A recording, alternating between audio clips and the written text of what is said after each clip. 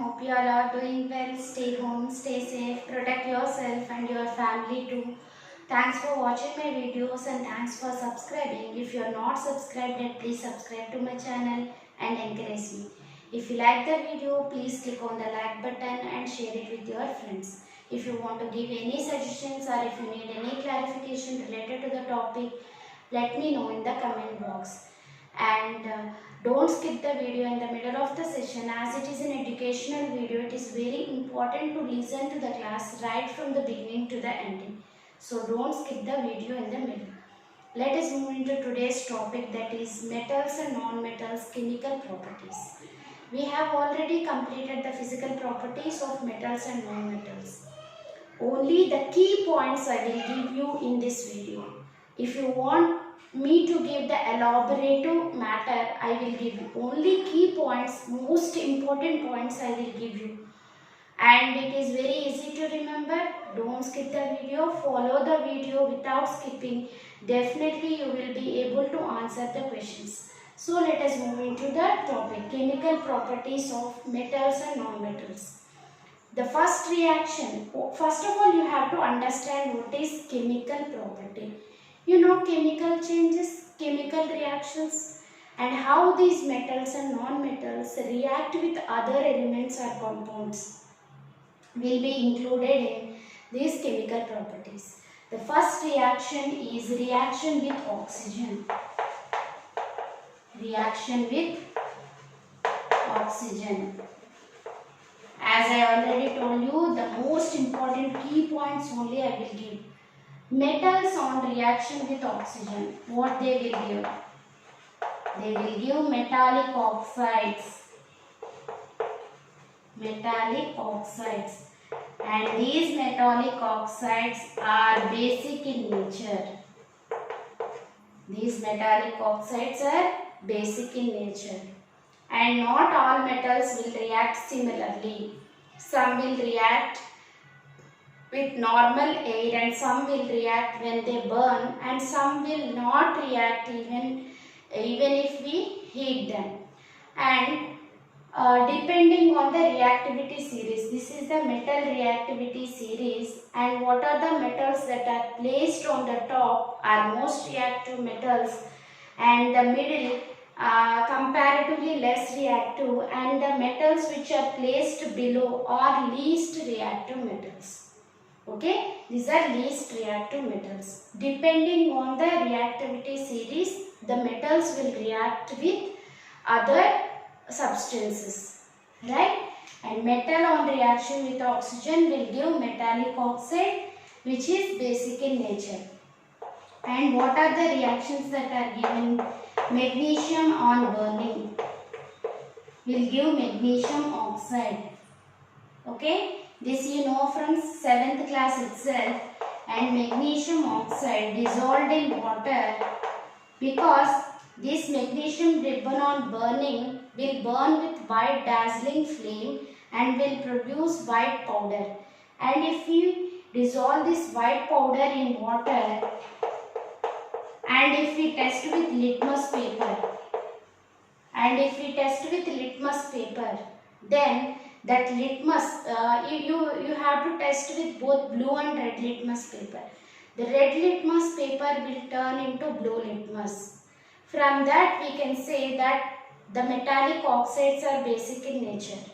But blue litmus remains as blue. It will not change any, it will not show any color change. Okay, this is one of the reaction. And you can have another reaction, that is rusting of iron. It is also reaction of oxygen with metal in presence of water. Skeletal equation I am writing. This is the formation of rust. X may be any number of water molecule. It may be 1, it may be 2, 3 and so on. Okay, this is one more reaction of metal with oxygen. These are the reactions that are included in NCERT book. Magnesium on burning, it will give magnesium oxide. If we dissolve that in water and if we test, we can know with the help of an activity that metallic oxide is basic in nature. And likewise rust also we can take, and if we dissolve it in water and if we test with blue and red litmus, then we can observe the same thing, that blue litmus remains as blue and red litmus will turn into blue litmus. From that activity also you can know that these metallic oxides are basic in nature. And have you any time observed the copper articles? On copper articles, a greenish deposit will be observed. If we expose it, if we kept undisturbed for so many days as it is, means they will develop a greenish deposit. What is the reason behind the deposition of greenish color on the surface of copper articles? It is again the reaction of copper with oxygen along with the water and carbon dioxide in the atmosphere, and it will form a mixture of copper hydroxide along with copper carbonate, and this is responsible for green color, and this is responsible for green color. Okay, and these are the three reactions that are included, and you can write with Na oxygen,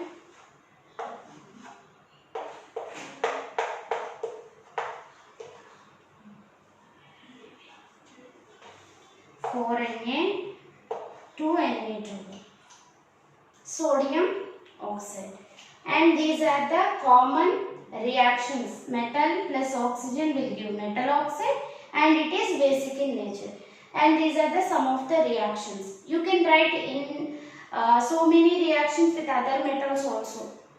Okay, and but these metals won't react easily, and as these are least reactive, they won't react easily with the oxygen. And some of the metals like magnesium and aluminum, zinc, if you take, they will react with the atmospheric oxygen and they will develop a layer of oxide on their surface, and it will prevent the metal from further oxidation. Self-protective metals. These metals are, that's why they are called as self-protective, because they will react with the atmospheric oxygen and they will form an oxide layer, and that oxide layer will be deposited on the surface and it will prevent the further oxidation of the metal. Hence it is protecting the metal.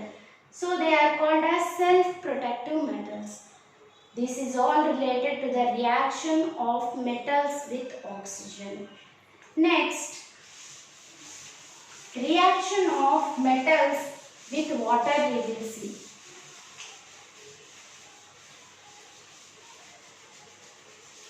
Our reaction with oxygen only, with non-metals we will see. Non-metals will react with oxygen, they will form non-metallic oxides.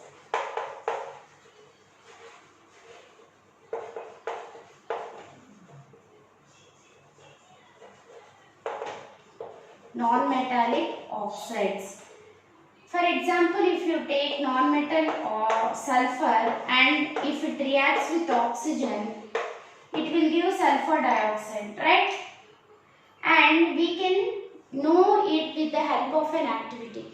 We have to take small amount of sulfur and we have to heat it. And immediately we have to transfer that spoon into a glass tumbler. In this, we have taken some sulfur and we have heated it. And immediately we have transferred into a tumbler having lid. And this tumbler is having some water in it. Okay? Whatever the gas that is evolved will react with water. Okay? Will react with water. That means sulfur dioxide will react with water and it will form sulfurous acid. This is sulfurous acid. And after some time, if we open the lid and if we test with litmus only, blue and red. Blue and red. Blue litmus will turn into red litmus because it is acid, sulfurous acid, and red litmus remains as red. Okay, from this activity what we can say that non-metallic oxides are acidic in nature. Metallic oxides are basic in nature and non-metallic oxides are acidic in nature. Likewise, carbon plus oxygen, carbon dioxide, carbonic acid will be formed. Likewise, so many non-metals on reaction with oxygen, they will give non-metallic oxides, and the nature of non-metallic oxides is acidic. We can know with the help of an activity with the red and blue litmus paper. This is the reaction of metals and non-metals with oxygen. Then coming to the next reaction, reaction of metals with water.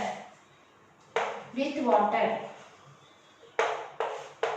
As I already told you that all metals will not react in a similar manner. Some metals like potassium and sodium, if you take, they will react vigorously even with cold water. Vigorously means very fastly, and they will release hydrogen gas along with the hydroxides. So as this reaction is very vigorous, as it is releasing lot of heat energy, in order to prevent this, we have to store potassium and sodium in kerosene, because when they come in contact with water, they will react vigorously and they will release hydrogen. That hydrogen will react with the atmospheric oxygen, and the reactions are highly exothermic. Lot of heat energy is released, almost like blasting. So in order to prevent that, sodium and potassium are stored in kerosene. Because the reactions are highly exothermic. In order to prevent that, these are stored in kerosene. And what is the general reaction if you want to write? Metal plus, if it is cold water, I told you already, metals reactivity will vary. Some will react with cold water, some will react with hot water, some will react with steam, some will not react. These will react with cold water and these will react with hot water, and all these will react with steam, and these will not react with even steam. If you know the reactivity series, you can understand. Okay, metal, if it is cold water, metal hydroxide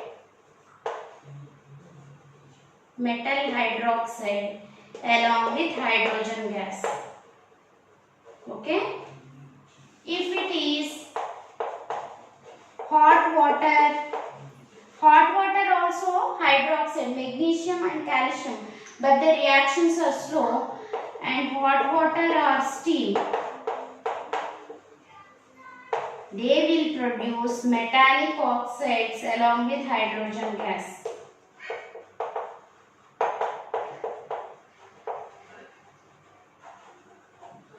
In both the cases, whenever a metal reacts with water, it may be cold water, it may be hot water or steam, what are the resultant products? Hydroxide or oxide along with hydrogen gas. And you may get the questions like, what are the products and how to test the gas that is liberated during the reaction of metal with steam? They may ask like that. So you have to remember that hydrogen gas is liberated during the reaction of metal with water. If you know that, you can write the test for hydrogen. If you know the test for hydrogen, you can keep me the message in the comment box. What is the test for hydrogen? How can you identify hydrogen gas? Okay. metals on reaction with water will give hydrogen gas. If it is cold water, hydroxide. If it is hot water or steam, it is oxide. And in both the cases, hydrogen gas will be liberated. These are the common reactions with respect to water. Then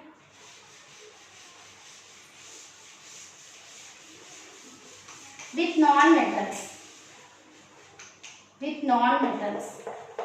how this water reacts? Under normal circumstances, non-metals will not react with water. Under special circumstances only they will react, just in coal gasification reaction.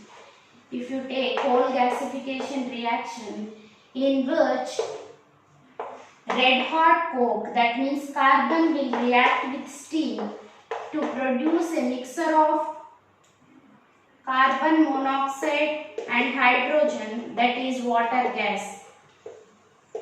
Under special circumstances only non-metals react with water. Usually they will not react with water, but they will react vigorously with oxygen. So phosphorus will react vigorously with oxygen and it is a spontaneous combustion reaction. In order to prevent that, phosphorus is stored in water because phosphorus will not react with water. So that is the important point you need to remember once again here. Phosphorus is stored in water because non-metals are not highly reactive towards water. Under special circumstances only they will react with water, but they are reactive towards oxygen. They will react vigorously with oxygen. So phosphorus, as it reacts vigorously with oxygen, to prevent that, it is stored in water.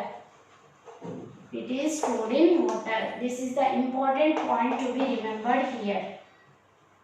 So far we have seen reaction of metals and non-metals with both oxygen and water. And coming to the next reaction. Reaction of metals with acids.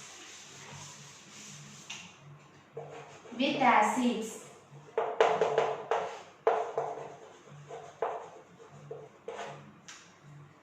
Metals on reaction with acids, they will give, for example, if you take any acid like hydrochloric acid, that metal salt will be formed along with hydrogen gas.